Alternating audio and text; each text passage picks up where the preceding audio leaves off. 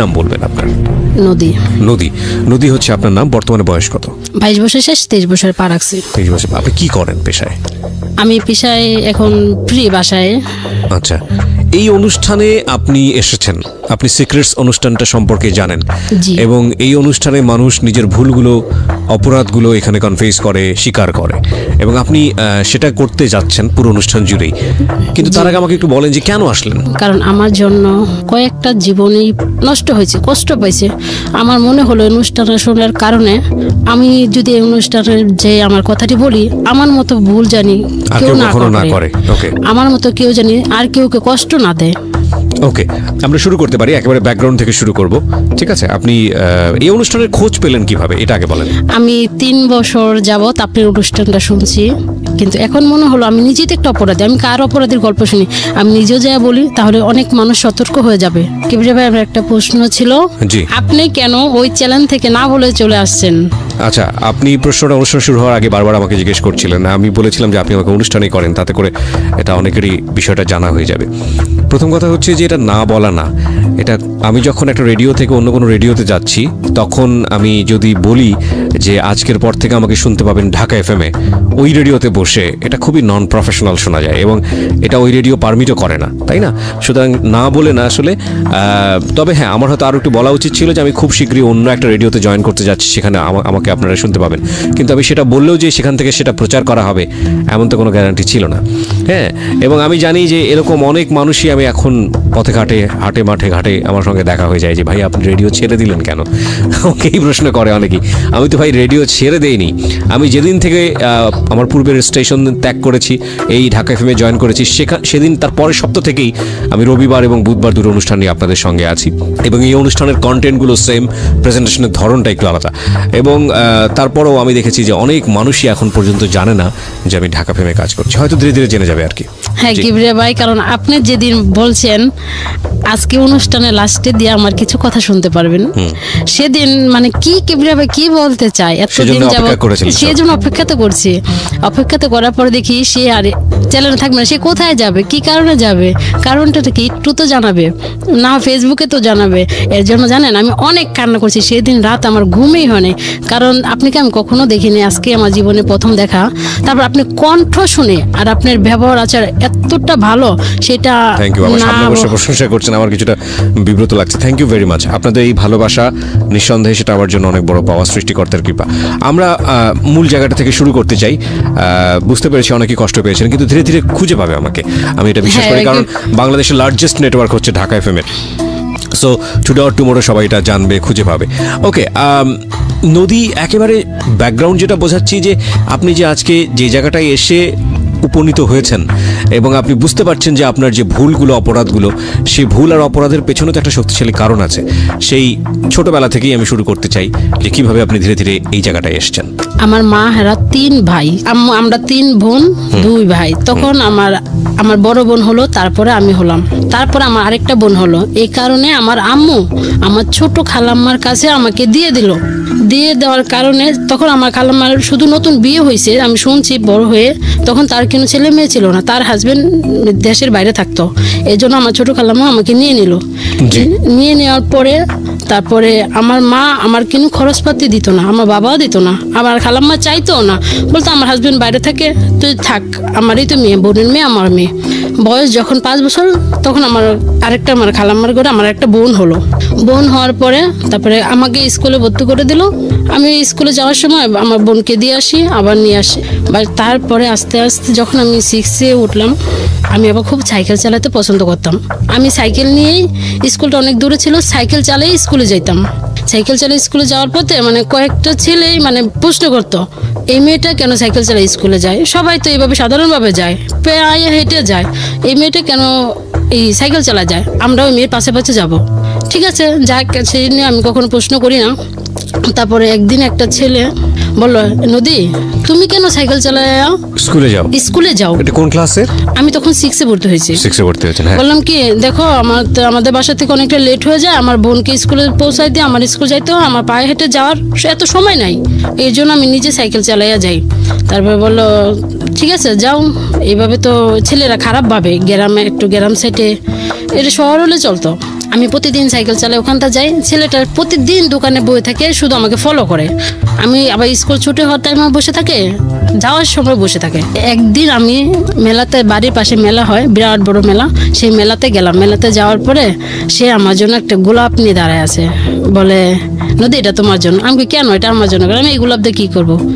গোলাপ তোমার চুলে পরবা, এই মেয়েদের চুলেই তো গোলাপ খুব সুন্দর লাগে। আমার আচ্ছা ঠিক আছে। পরে তারপরে আসলাম, তারপরে এইভাবে 6-এর জীবনটা পার হয়ে গেল। ছেলেটা এইভাবে শুধু তাকাই থাকলো। তারপরে 7-এ উঠলাম, উঠার পরে আর তার সাথে দেখা হয় না, সে কোথায় জানি চলে যায়। তারপর আমি এটে উঠলাম, এটে ওঠার 2 মাস পরে বিয়ে দিয়ে দিবে, আমাকে আর পড়াশোনা করাবে না। আমি অনেক দুষ্টু, সাইকেল চালাই, স্কুলে যাই, মানে আমাকে আর বিয়ে দিয়ে দিবে। একটা ছেলে আমাদের এলাকায় মেয়ে দেখতে গেল, মেয়ে দেখার পরে সে মেয়ে বাসায় ছিল না। আমি স্কুল থেকে আসছি, সে আমাকে রানিং অবস্থা দেখে আসলো। দেখে আসার পরে বলো কি এই মেয়েটা কার? আমি তো মেয়ে দেখতে আসছি, এই মেয়েটাকে আমার ভালো লাগছে, আমি একটু তার ফ্যামিলির সাথে কথা বলতে পারি। তারপরে একজনকে প্রশ্ন করলে মেয়েটা বাড়ি দেখাই দিল, যে মুখ বাড়ি যান তৈলে পাওয়া যাবেন। তারপর যাওয়ার পর আমি তো তখন বাসায় ছিলাম না। আমার ক্লাসে পড়েন তখন? আমি তখন 8-এ পড়ি। হ্যাঁ।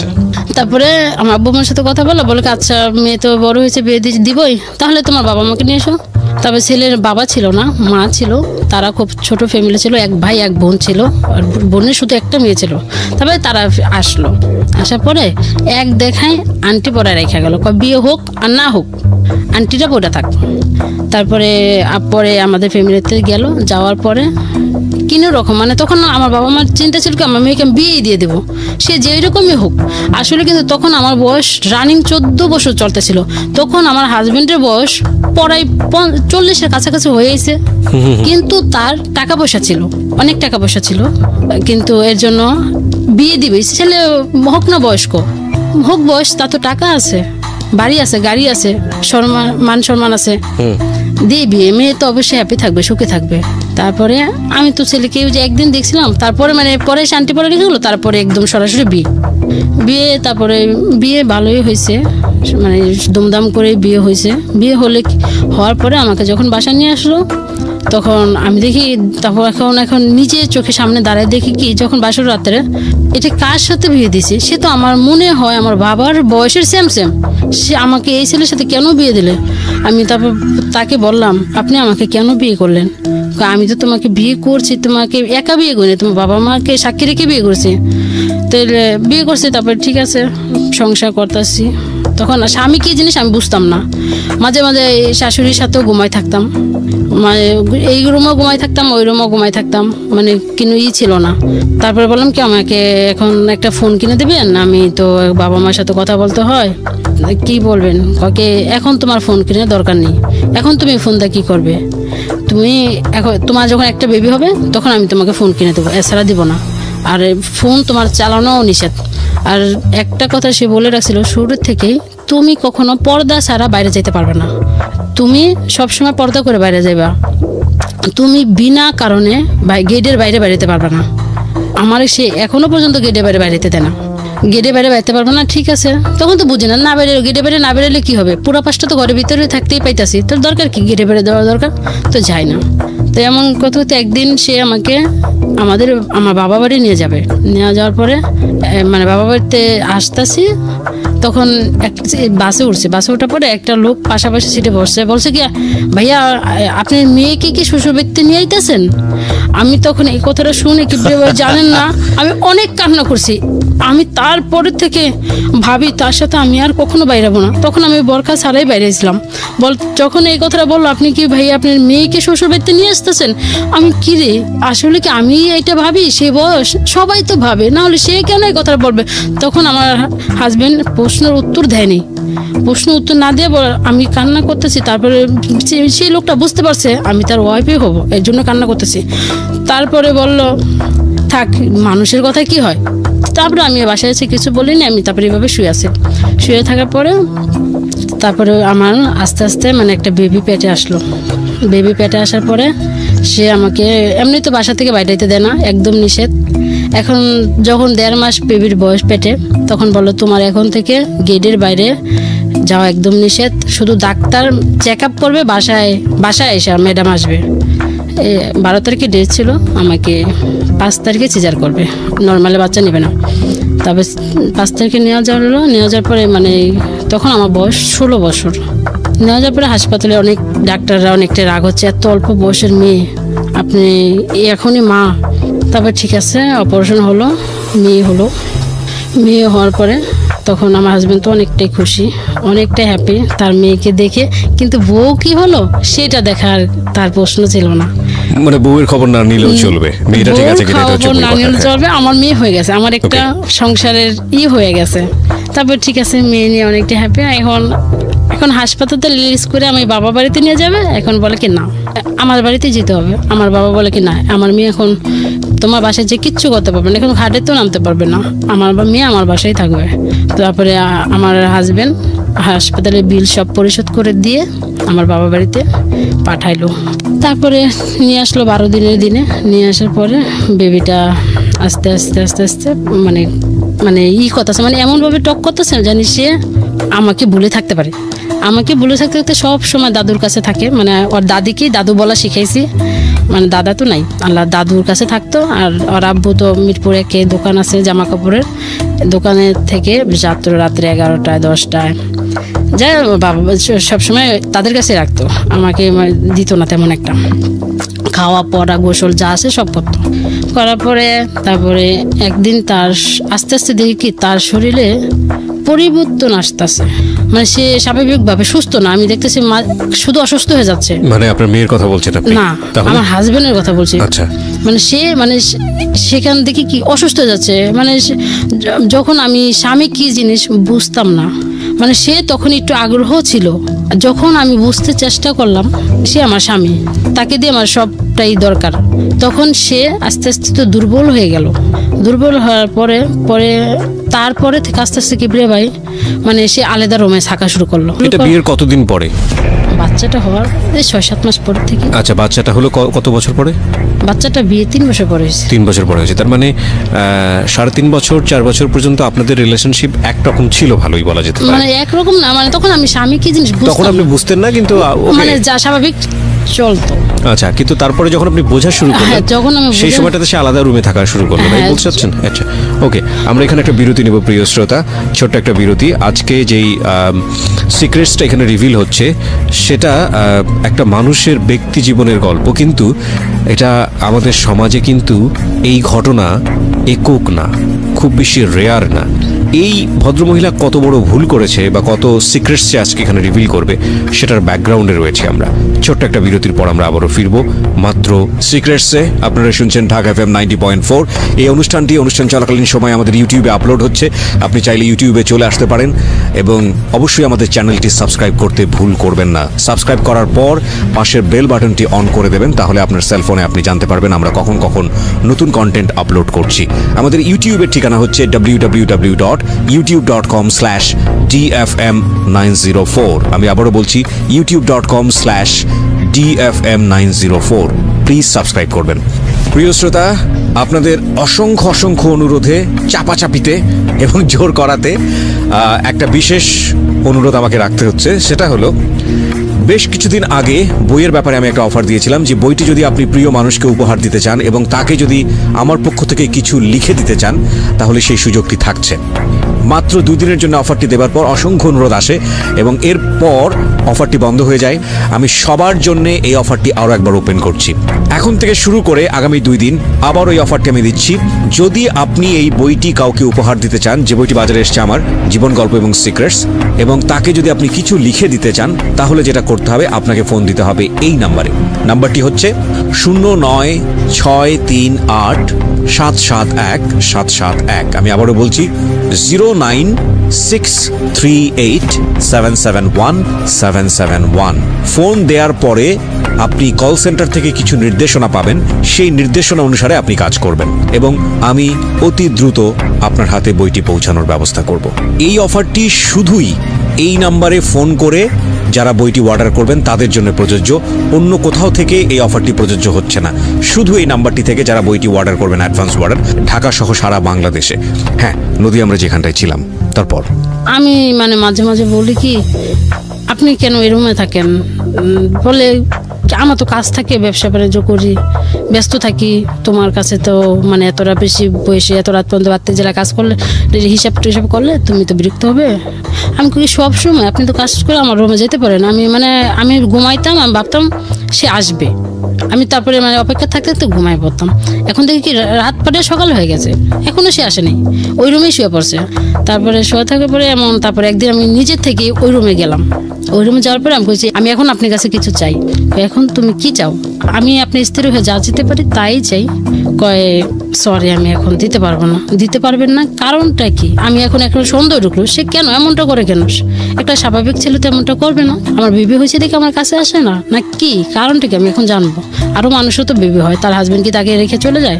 তারপরে এখন দেখি মানে সে এখন বাসাও আসে লেট করে, মানে ভাবে আমি এখন যদি তাড়াতাড়ি বাসা যাই সে তো অবশ্যই আমাকে এই প্রশ্নটা করবে, আমার কাছে আসতে যাবে, এই জন্য সে লেট করে বাসায় ফিরত। হ্যাঁ মানে আগে আসতো 9টা 10টা অথবা 10:30, এখন দেখি 12টা 1টা এমন হচ্ছে 2টো বেজে যায়।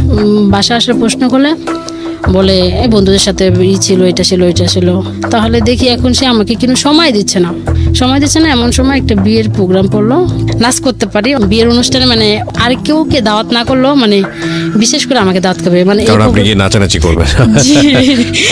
ওদিন বিয়েতে তো গেছি, মানে বাচ্চা তখন এই 9-10 মাস হবে। মানে আমার শাশুড়ি বাবা ভালো ছিল, বলতে আচ্ছা ঠিক আছে তুমি যাও, বাচ্চা তো ফিটে রাখা, বাচ্চা আমি দেখে রাখছি। আমি দেখে রাখছি, যাও। মানে আমরা মানে একটা বিয়ে হলে সবকিছু আলাদা করে কিনে নিই, যে ধরেন আজকে এই বিয়েতে জামদানি পরবো, মানে সবাই এক কোয়ালিটি জামদানি, মানে ওইরকম সবাই। আমার শাশুড়ি আবার টাকা দিল, বল আচ্ছা ঠিক আছে নিয়ে আসো। নিয়ে আসলাম, তারপরে আমরা পার্লারে সেজে প্রোগ্রামে যাওয়ার পরে সেরকম পরে আমার হাজবেন্ড কিন্তু যায়নি। তারপরে তো গায়ে হলুদ গেল, তারপর তো বরযাত্রী, মানে হিন্দুদের বিয়ে তো রাত্রে হয়, তাহলে আমাদের এখানে 11টা থেকে 12 সাবার পোড়াবাড়ি বিয়ে। জি। তারপরে আমাদের মিরপুর থেকে যেতে তো বেশি সময় লাগে না, 12টার দিকে গেল, 3টা লগ্নে বিয়ে, তো 1টা বাজে যায় পৌঁছাই যাবো। তারপরে আমার হাজবেন্ড বরযাত্রীতেও যাবে না, কিন্তু আমাকে যেতে হবে, কিন্তু আমারও এনজয় করতে ভালো লাগে, আমিও যাই থাকি, সবসময় তো মন মোটা হয়ে থাকি, চলে যাই মজা করি। তারপরে যখন আমি সাবার গেলাম পোড়াবাড়ি যেতে, আমি এখানে থামিয়ে আপনাকে একটা প্রশ্ন করতে চাই। ইন দ্য মিন টাইম আপনি আপনার, যেহেতু এটা একটা বেসিক নিড মানুষের জীবনে, আপনি আপনার হাজবেন্ডকে কোনো ভালো ডাক্তার দেখিয়েছেন, বা সে নিজে কোনো ডাক্তার দেখিয়েছে, বা আপনি তাকে বলেছেন যে তোমার যে শারীরিক সমস্যা আছে সেটা নিয়ে তোমার ডাক্তারের কাছে যাওয়া উচিত? হ্যাঁ, কিভাবে আমি ডাক্তার দেখাইছি ওই সময়টাতে বিয়ে বাড়ির ঘটনার আগে? হ্যাঁ দেখাইছি। আচ্ছা। দেখানোর পরে ডাক্তার বলছে সব কিছুরই একটা শেষ আছে, মানে আপনার হাজবেন্ড বিয়ে করছে লেট করে ঠিক আছে, কিন্তু আগে বাইরে সময় কাটাইছে, এই কারণে এই জিনিসটা হয়ে গেছে। বাইরে সময় কাটিয়েছে মানে হচ্ছে মানে বাইরে অন্য মেয়েদের সঙ্গে তার সম্পর্ক ছিল। জি জি। ওকে, যেটা বুঝতে পারছি যে ডাক্তার যেটা বললো যে এটা আসলে ট্রিটমেন্টে গেলেও এটা কিওর হওয়ার মতো ব্যাপার নেই, না ঠিক হবে না। ওকে ঠিক আছে, বলুন। তারপরে যে বিয়েতে গেলাম, তারপরে তখন আমার একটা পার্সোনাল সিম ছিল, মাত্র 2-3 দিন আগে। হঠাৎ একদিন মানে ওই রাত্রেই চিটাগাং থেকে একটা ফোন আসলো রং নাম্বারে। তারপরে আমি খেয়াল করতে পারলাম না, 1 আসলো না 2 আসলো। তারপর বললাম কি আপনি মানে কোনটায় ফোন দিয়েছে? বলো কি 22-এ ফোন দিয়েছি। আমি এই নাম্বারটা আপনি কোথায় পেলেন? বললো কি মন থেকে নিছি। মন থেকে নিয়েছেন কেন? নিলাম মন থেকে, মানে ওই ছেলেটা মন থেকে নাম্বারটা নিজের থেকে, মনটাকে মানে ছেলের মন থেকে, ও আচ্ছা আচ্ছা, নিজের মন থেকে অজান্তেই টিপে বের করেছে। হ্যাঁ, ইচ্ছা করে নাম্বারটা বানায় আমার ফোনে কল আসছে। যদি কোনো ছেলে হয় আমি বন্ধু করব, আর যদি কোনো মেয়ে হয় আমি প্রেম করব। ওই কি অস্বাভাবিক কথা কেন বলেন? তারপরে বিয়ে হলো। বিয়েতে মানে ছেলেটা তখন অনেক ফোন দিচ্ছিল, মানে আমিও কথা বলছিলাম। তারপরে আমি ভাবি থাকি একটু ফান করি, মজা করি, একটা বিয়েতে আসি এমনি তো মজা, আরো মজা করি। তারপরে ওই বিয়েতে মানে বিয়ে হতেছে, তারপর মাঝে যখন ভিডিও আসে তখন ফোনটা আমি রেখে দিই, মানে রাইনা থেকে রেখে দিই। তারপর বিয়ে হলো। বিয়ে হওয়ার পরে তখন ভিডিও ক্যাসেট বাইরেছে, তখন দেখে আমার অনেক নাচ, সবার নাচের তো আমার নাচের বেশি। তখন আমার হাজব্যান্ডকে মানে তারা আবার কিছু নাচ ভিডিও করে রাখছিল ফোনে, ওইটি ফেসবুকে ছাড়ছে। আমার হাজব্যান্ডের সাথে ফ্রেন্ডশিপ তো চলে আসছে। তারপর বলে দেখো তুমি বিয়েতে যে এমন করে নাচো, তোমার তো পর্দা ছাড়া বাইরে যাওয়া নিষেধ। আপনি নিষেধ করছেন ঠিক আছে, এতো বাড়ি ঘরে বিয়ে যেতেই হবে, আর তো আমার বাবার বাড়ি এলাকা না, আপনার এলাকায়। তারপরে বললে ঠিক আছে আর কখনো কিন্তু বিয়ের প্রোগ্রামে যেতে পারবে না। আমি বললাম এখন আমি আপনার কথা আমি আর রাখতে পারবো না, আপনি আমাকে কোনো দিক দিয়ে হ্যাপি করতে পারতেছেন না, আপনি কোনো কি দিতে তোমাকে হ্যাপি করতে পারতেছি না, টাকা পয়সা যা লাগে সবই তো দিতেছি, আমাকে দিলে কি হবে, আমি তো নিজে অসুস্থভাবে বসবাস করতেছি। তখন মাথায় বুদ্ধি আসলো এইভাবে একা জীবনের থেকে কারোর সাথে বন্ধুত্ব করে জীবন কাটানো ভালো হবে। আমার সময়টা তো কাটবে, আমার মনটা তো ভালো থাকবে। একা একা জীবন মনে হয় চলবে না। কিন্তু এই যে কথাটা আপনি বললেন, এখানে আমার কিছু জিনিস জানার আছে। একটা যেটা হচ্ছে যে আপনার হাজবেন্ড